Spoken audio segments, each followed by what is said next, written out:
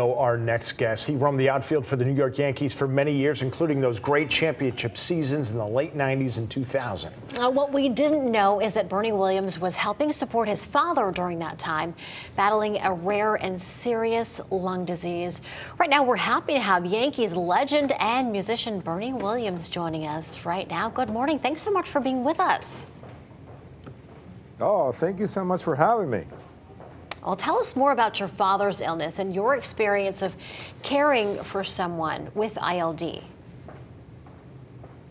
Yeah, my father, Bernabe Williams Sr., passed away in 2001 from idiopathic pulmonary fibrosis, which is one of about 200 of these interstitial lung diseases. There's a big umbrella, and I've teamed up with Boehringer Ingelheim to launch this campaign called Tune Into Lung Health, which is geared towards raising awareness about ILDs, which is short for interstitial lung diseases, and to show how music and breathing exercises can help cope with the symptoms and the burdens and anxiety and depression that all these diseases can cause. And that leads us right into the next question, Mr. Williams, the music, the breathing. How is that a part of this? How did it help you when you were dealing with your father? Well, really cool question. I think that music has been such an important part of my life that I utilize it in many different levels, from playing music to distract myself, from what I was going through, and playing music for my dad to soothe him and give him a little distraction from what he was going through, to listening to music. I know that he was able to go back into his childhood to listen to the music that he grew up with, and that helped him soothe his pain a little bit.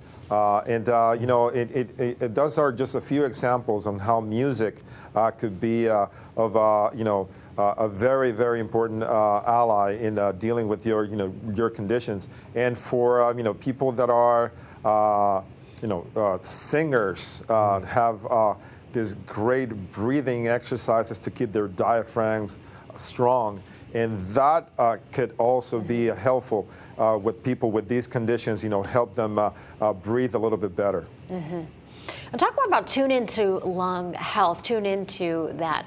How can people get involved and how can people support it? Well, Tune Into Lung Health, it's more geared towards raising awareness about these rarely known diseases. We're trying to do something about that, so they're not as rare anymore, and people would know more about these. You'll find first-hand accounts of people, living with these conditions, the caregivers that have to take care of these patients. We have music, a playlist of music that is, sort of designed to soothe you and kind of like, help you cope, and give you a sense of calmness, and some breathing exercises designed by this great vocal coach named Eric Vitro that are always, at the same time geared towards helping you cope with, with breathlessness and some of the other symptoms of interstitial lung diseases. You had mentioned, Mr. Williams, your father, your namesake, it was idiopathic pulmonary fibrosis. For a lot of people who don't know, idiopathic is sort of a medical term that, for lack of a better word, means we don't know where it came from. We don't know what's causing it. And yes. I imagine that must have been very, very frustrating for you and is probably a big force in trying to learn more about these interstitial lung diseases just so we can conquer them someday. Can you talk about that a little bit?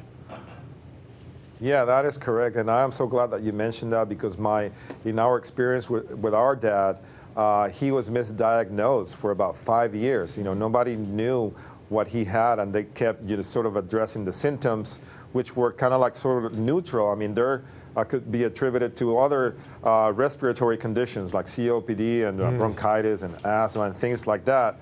But it wasn't until 5 years where the doctors sort of came up with the right diagnosis, and around that time it was already too late. Had he been diagnosed a little bit earlier, we could have probably found ways to maybe perhaps improve the quality of his life in a way that he could be, feel a little bit better dealing with this disease. So that's why I'm so adamant about raising awareness, because it could happen to anybody. Like you said, we don't know what triggers it.